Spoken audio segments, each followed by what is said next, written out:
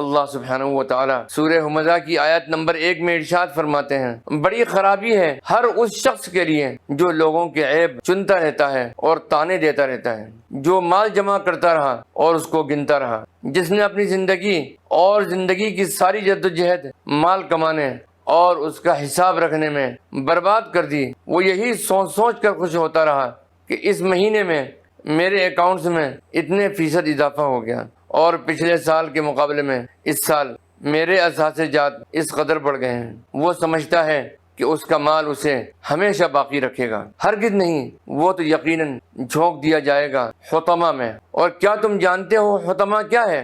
वो आग है अल्लाह की भड़काई हुई जो दिलों के ऊपर चढ़ाई करेगी।